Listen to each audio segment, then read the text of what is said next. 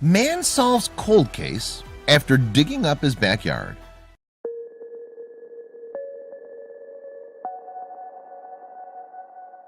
But before we start, please make sure to subscribe to Did You Know and hit the bell so you never miss an upload from us. Also, leave a like right now. When Aaron Fraser began to renovate the backyard of his old family home in December 2014, he never expected to unearth a life-changing discovery.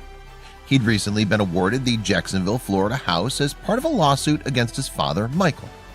The two had been estranged since Aaron was 3 years old, after Aaron leveled a shocking allegation against his father.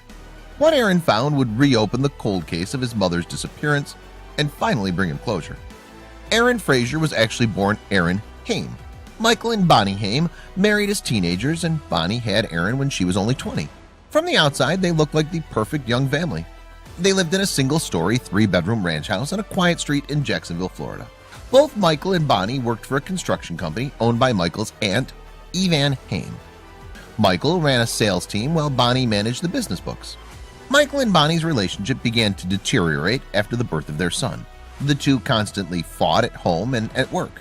Evan even claimed that Michael was emotionally, verbally, and sometimes physically abusive at the office. Evan recalled the breaking point for Bonnie. Michael and Bonnie had ended up in a physical fight in the parking lot of the business, and Michael broke several of Bonnie's nails. She ran back inside crying and decided then and there that she was going to leave her husband. Early in 1992, Bonnie decided she had to leave her abusive husband. Many women who have undertaken this daunting task know that it's easier said than done. Bonnie began by opening a separate bank account to make herself financially independent from Michael. She knew enough to have the bank send her statements to work rather than to their home, but it wasn't enough.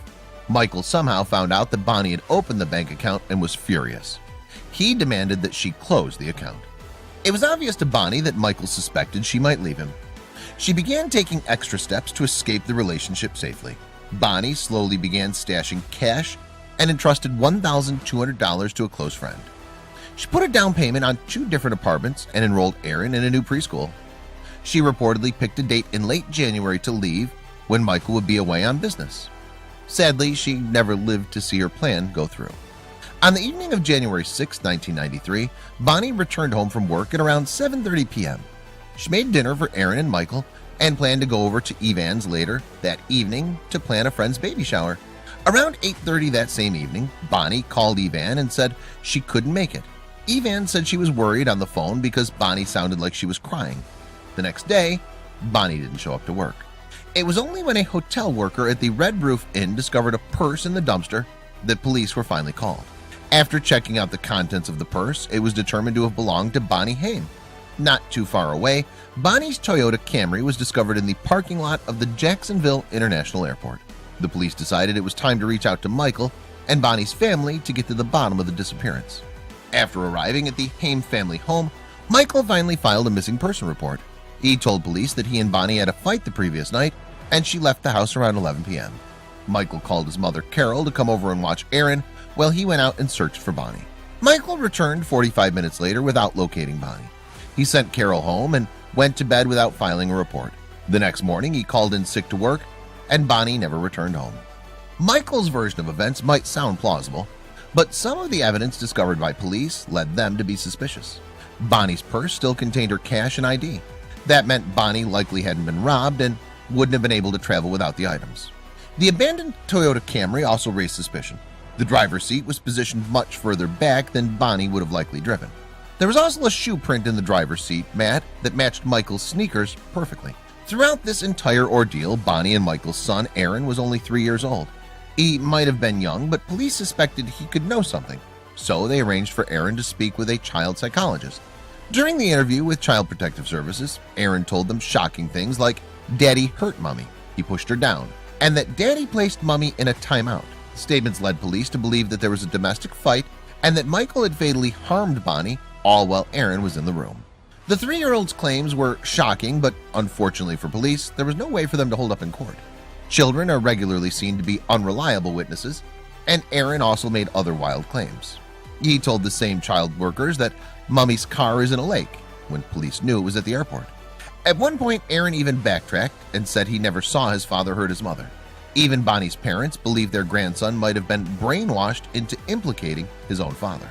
With Aaron's accusations in question and little evidence that Bonnie was harmed, the case turned cold. Many people, even Bonnie's own father, believed that she'd left the family behind to start a new life. Aaron was sent to live with one of Bonnie's friends, who would become his foster family, and Michael's parental rights were terminated. Even though he was never charged, Child Protective Services feared that Michael might see him as the only living witness to his mother's possible murder. He might have joined a new family, but Aaron, who now changed his last name to Fraser, never forgot the worst moment of his life. Over the years, Aaron repeated the same claims to cold case investigators.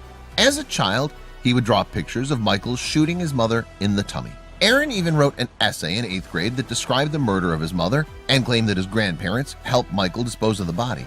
In 1999, Bonnie had been declared legally dead after investigators could find no evidence that she willingly left. 6 years later, Aaron and his foster parents brought a civil suit against Michael. In it, they claimed that he was liable for her death. They won the wrongful death suit, and Michael was ordered to pay $26.3 million to Aaron and to Bonnie's estate. As part of the settlement, Aaron also was rewarded ownership of the family's ranch-style house in Jacksonville. In December 2014, nearly a decade after Aaron won the wrongful death suit against his own father, he decided to renovate his childhood home. He, along with his brother-in-law, went to work landscaping the backyard. At one point, they smashed a concrete slab by the house's outdoor shower and found something strange in the dirt. Aaron kept digging and found a plastic bag with what appeared to be a coconut inside. Then the two men noticed the coconut had teeth and eye sockets. It was a skull. Finding human remains would be shocking for anyone, but for Aaron, it finally connected the pieces of a family mystery. In August 2015, Jacksonville investigators confirmed that the skulls and other contents in the bag belonged to Bonnie Haim.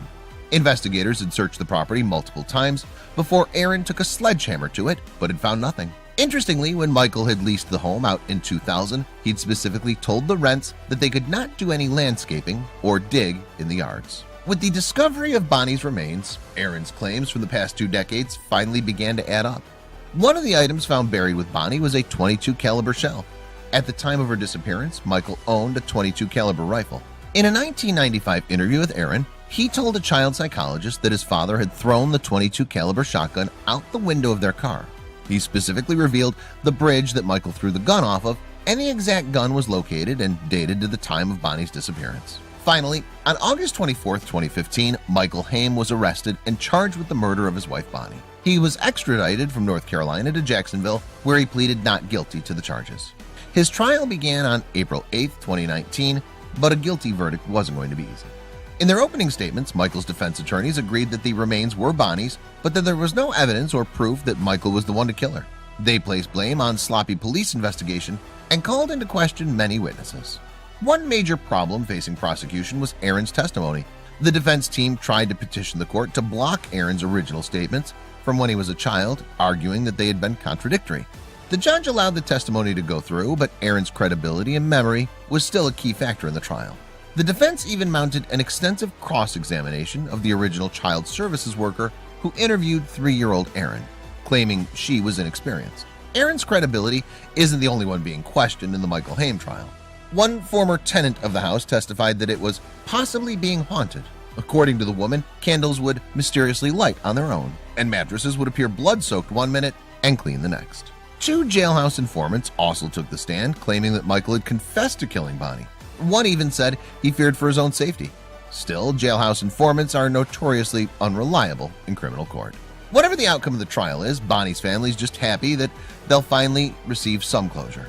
While Michael still maintains his innocence, Aaron has still maintained the credibility of his memory. In March 2019, Bonnie's sister Elizabeth posted to Facebook that the trial is going to rip off bandages and expose us to things that we long ago pushed to the back of our memories, but acknowledged that sometimes we have to rip off bandages to really begin to heal.